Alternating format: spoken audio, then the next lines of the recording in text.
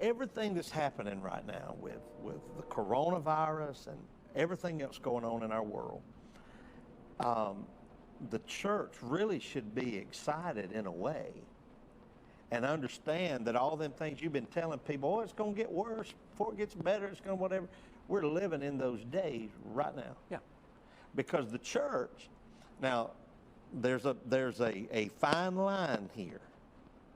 And I know you can handle this, Pastor Carl. Ask me, brother. So there's a fine line here with people because some say, I understand that we don't need to have church services because we can spread COVID-19.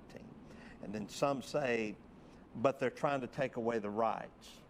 The government is trying to come in and control the church. Tell us what's happening. Because you never shut down. No, we never did. Y'all never stopped. No, and we are a living, breathing, testifying miracle. And that's what we asked the Lord to do with us months ago. And to this day, it is unbelievable. I'll get back to that in a moment. But, you know, let me address this. When all of this first hit, I had some angst and tightness in my chest. I don't want people thinking I'm just some radical idiot, science-denying fool, and you know, or that I was going to be rebellious and just make some kind of stand against whatever the government said. No, I was a cop for 10 years, worked for 2 different sheriff's offices, criminal investigations. I mean, I'm a law and order kind of guy. So I'm watching all this. Well, when it first happened, now listen, I felt bad for a lot of our sincere government leaders. Here's why. Because I tried to put myself in their position. How did we know we weren't on some kind of biological warfare attack? Sure. I mean, they suspected that. They finally came out and kind of said that, and they still are very upset with China and the World Health Organization. Right. They're not really accusing them of launching a biological warfare, but they're accusing them of horrible malfeasance in the handling of this whole thing. Right. And so early on, they didn't know. Early on, the medical information was all over the place. And by the way, it still is. Now, a lot of the more solid information is coming out, more solid facts and statistics. A lot of the lying and the manipulating has been exposed. Oh my goodness. So we could do, how much? I got 2 hours. I could talk for 2 hours on this. Because I talk about it all the time on my program and then interviews I do. But now follow me. So early on, you got to remember, up until the middle of March, even Dr. Fauci was saying, if you want to go on a cruise, go on a cruise. That's right. Now, if you're elderly and you've got comorbidity problems, probably don't. But anybody else go on a cruise. Nancy Pelosi was calling Donald Trump, and this is not political, this is just fact, was calling Donald Trump a racist and a bigot and a xenophobe because he was trying to shut down the importation or the incoming of legal people from China and the Asian nations who were coming over in and out of our big major national airports. And Nancy Pelosi not only trashed him on public television, see, people forget this, how quickly we forget. Sure we do. But she said, go to a Chinese restaurant. If you want to go to Chinatown, go to Chinatown. That president in there, he's a racist pig, you know. That's right.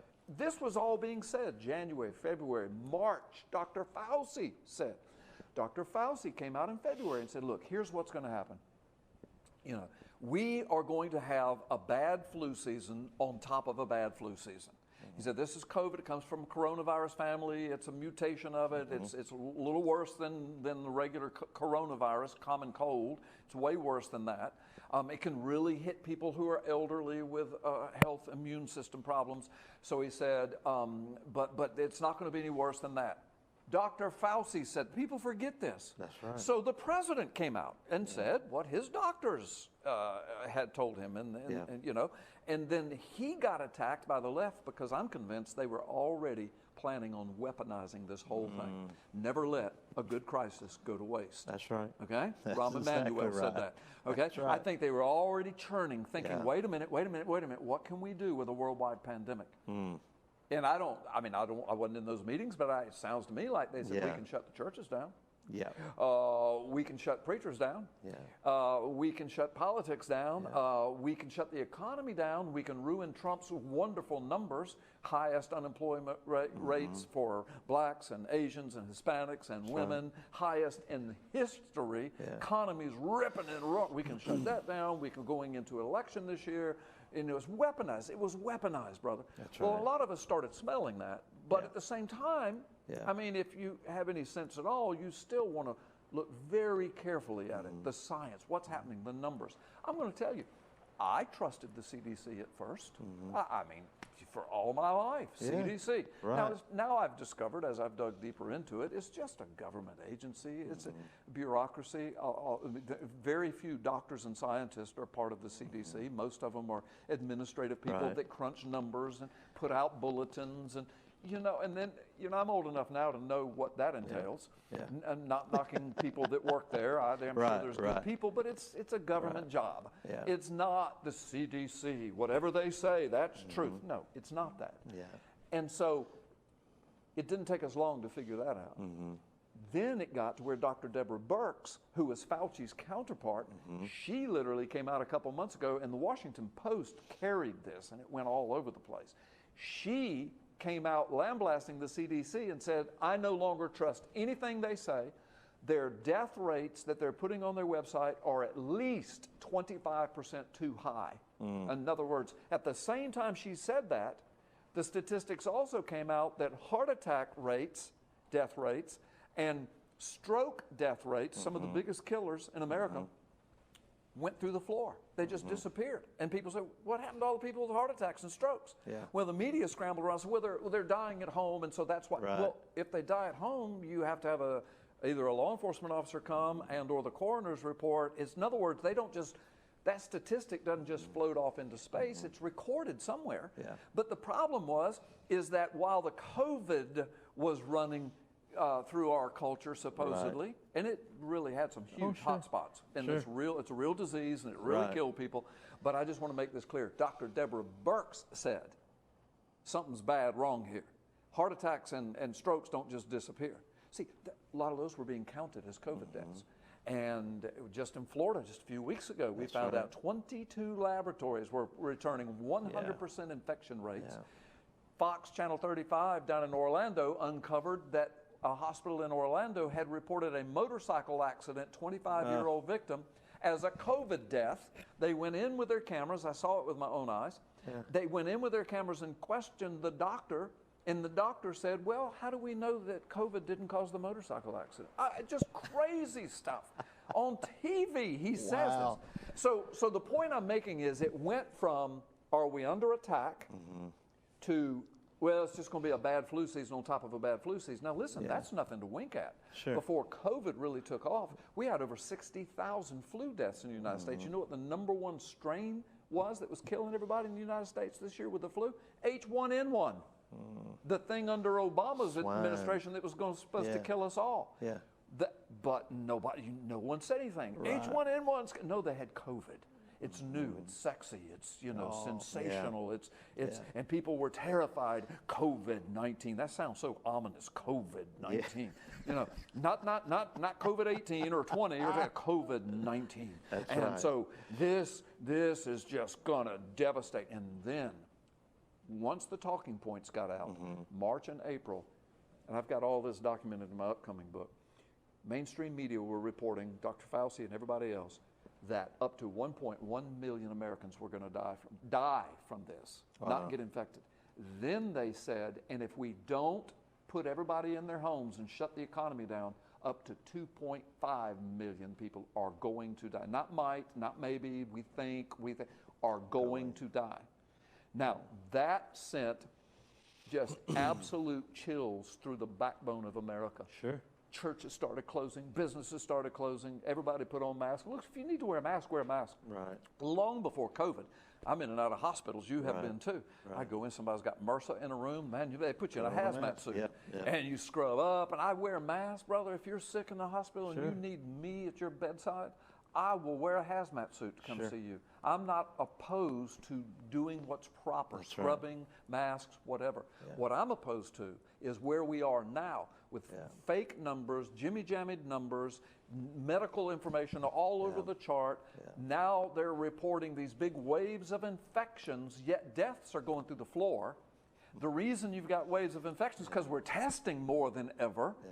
And every virologist in the very beginning, I played video after video for my church to show them on Sunday nights of world-renowned virologists who were saying, look, they were freaking out over this fear-mongering. They said, look, here's the bottom line.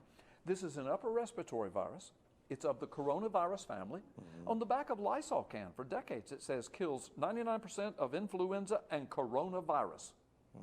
For decades, it says that. Yeah. Yeah. So, and now we know. Guess what? Lysol kills COVID-19. Right. But why? Well, because it's a coronavirus. Okay, and Lysol's been making that claim for decades. That's okay, right. so what happened is that the numbers started showing that as time went on, that the more you test, the more you're going to find that the virus is in the population. Virologists were saying, way back in the beginning, said every flu season and coronavirus season is in the middle of flu season. Right. Bronchitis, pneumonia, it all this stuff goes together. Even common allergies can give you fits and eventually wind up being pneumonia if you don't take care of it. It gets in your lungs. Right. Okay, so they said, if you'll take any population and test them during coronavirus season, flu season, you will discover that 14% on average, if you take 1,000 people, 14% of them are going to test positive. Up to, they said, like 23, 24% in hotspot areas. They said maybe 30%, but that would be a really bad problem you have. See, we deal with this in flu season every year. Yeah. In some places in our country, we have to shut schools down. Some places in our country, we come in on nursing homes and ICUs because the flu is so bad in a big city or in a hotspot area. Okay? But we don't shut the whole nation down, and we don't put everybody in their homes while we release convicts. Right. You know, but this thing took off into that kind of scenario. But the whole time it was happening, the numbers, the testing went up. More and more people were found to be with the virus, but they were asymptomatic. The vast majority of them were. And in even those that weren't asymptomatic, they had very mild conditions. Some people had serious conditions. Some people died. Why? Most of it, the greatest percentage was elderly people with comorbidity. And if they were crammed into something like a nursing home in a big city, like the mayor of New York did. Yeah. Okay, thousands and thousands and thousands and thousands of people died because it was mishandled, in my opinion, and in the opinion of a lot of medical authorities.